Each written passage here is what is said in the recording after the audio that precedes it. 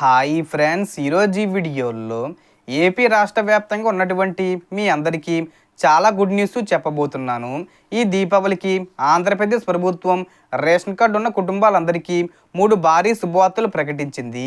అంటే ఈసారి దీపావళి నిజంగానే వెలుగులతో పాటు ఆనందం కూడా తెచ్చింది. ఆ 3 శుభవార్తలు ఏంటి, దానికి సంబంధించిన పూర్తి ఇన్ఫర్మేషన్ ఈ వీడియోలో తెలుసుకుందాం. సో మొదటి శుభవార్త, రైతు స్నేహితుల కోసం అన్నదాత సుఖీభవ పథకం రెండో విడతగా 5,000 రూపాయలు విడుదల చేయబోతున్నారు. దీని వెంటనే కేంద్ర ప్రభుత్వం ఇచ్చే పీఎం కిసాన్ 21 విడత 2,000 రూపాయలు కూడా వస్తుంది. అంటే మొత్తం 7,000 రూపాయలు దీపావళి కానుకగా అక్టోబర్ 12వ తేదీ వచ్చేలోపు మీ ఖాతాల్లో జమ అయ్యే అవకాశం ఉంది. అర్హతల విషయానికి వస్తే ఈ సహాయం కేవలం రేషన్ కార్డు ఉన్న మరియు భూమి వివరాలు రైతు భరోసా జాబితాలో ఉన్న రైతులకు మాత్రమే లభిస్తుంది. రైతు పేరు రేషన్ కార్డులో ఉండాలి. భూమి రికార్డులు అప్డేట్ అయి ఉండాలి. రైతు మరణించిన అతని భార్య లేదా కుటుంబ సభ్యుడికి లబ్ధి వస్తుంది. కాబట్టి మీ ఖాతా లింక్ అయి ఉందో లేదో, భూమి రికార్డులు సరిగ్గా ఉన్నాయో తప్పకుండా చెక్ చేసుకోండి. ఇప్పుడు రెండో శుభవార్త, తల్లికి వందనం పథకం. గతంలో 13,000 రూపాయలు విడుదల చేసినప్పుడు చాలామందికి డబ్బు రాలేదు కదా.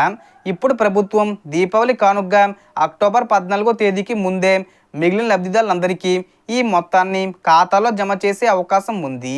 ఈ పథకం కోసం అర్హతలు ఏమిటంటే, 1వ తరగతి నుండి ఇంటర్ సెకండ్ ఇయర్ వరకు చదువుతున్న విద్యార్థులకు మాత్రమే ఈ పథకం వర్తిస్తుంది.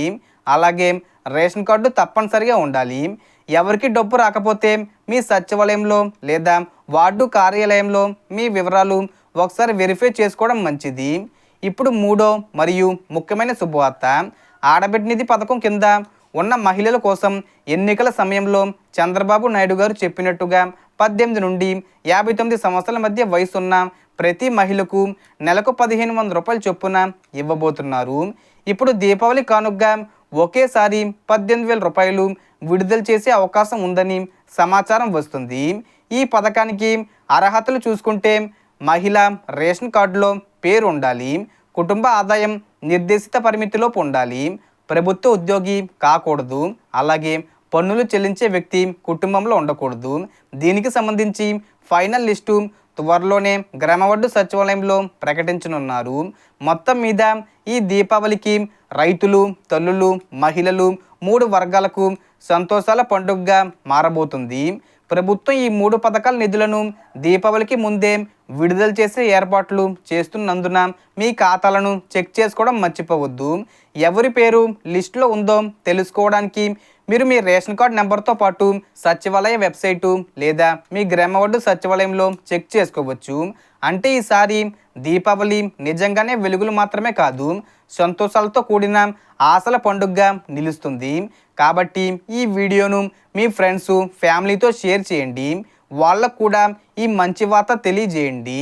సో మనకు వచ్చిన ఇన్ఫర్మేషన్ ఫ్రెండ్స్, మీకు ఈ వీడియో నచ్చితే లైక్ చేయండి, షేర్ చేయండి అండ్ సబ్స్క్రైబ్ చేసుకోండి. Thanks for watching.